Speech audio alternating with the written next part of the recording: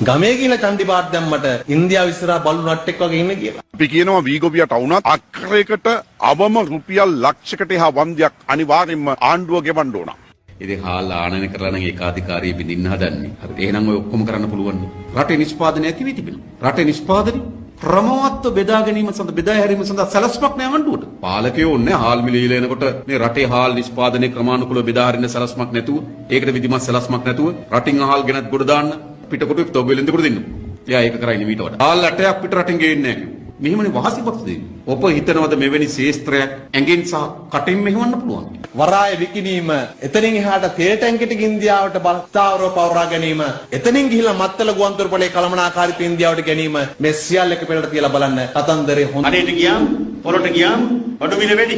පොල් 100යි 120යි, හාල් 110යි 120යි, කීරි සම්බණන් 180යි. හොයාගන්නත් නැහැ. ඡන්දෙ දීලා ආණ්ඩුවක් ආවම කිරිබත් එහෙම අම්පාරේ එහෙමත් හැදුවද? ඒ හදන කොට හාල් කිලෝ එක 100ද? ඒ කිරිබත් කනකොට හාල් කිලෝ එක රුපියල් 75යි. දැන් කඩෙන් එහෙම හාල් ගත්තොත් දැන් කීයද? ආයෙව 200 පැනලා තියෙන්නේ.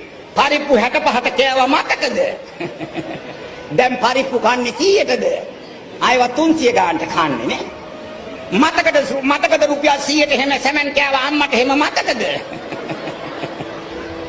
අමතක වෙච්ච පාටයි. දැන් සැපයිද? ලුණු එහෙම කනවද? එහෙම අහන එකෙක්වත් දැන් නැද්ද? ඒක නිසා අපේ ආණ්ඩුවක් කැරටේ උනහම ප්‍රවෘත්ති ගොඩක් ඇහෙනවා.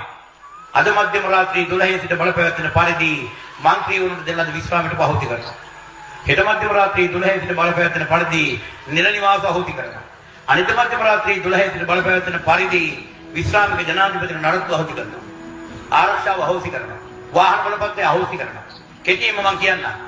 ඔයාලට නැති කිසිදු ප්‍රසාදයක් මාලිමාවන්තේ නැති ඇමතිවරුන්ට දෙන්නේ නොලැබේ. ආණ්ඩුව දැන් ඊයේ පෙරේද කියන්න පටන් ගත්තා මේ දැන් හාල් ටික හංගලා තියෙන ඒ නිසා තමයි පිට රටින් ගේන්න වෙන්නේ කියලා. ඉතින් මොන කයියක්ද මේ ගහන්නේ? මේ වී මෝල් වල වී හංගලා තියෙනක හොයාගන්න බැරි ආණ්ඩුව කොහොමද ජාතික ආරක්ෂාව ගැන කතා කරන්නේ? මිනිස්සුන්ට බත් වේල කන්න දෙන්න වී මෝල් ටික තියෙන වී ටික එන නරන් කියන්න බෑ. රයිට් වී වල මෙල මෙච්චරයි මේ තැන් වල මෙච්චර වී තියෙනවා නම් දෙන්න කියලා. දෙන්න බෑ.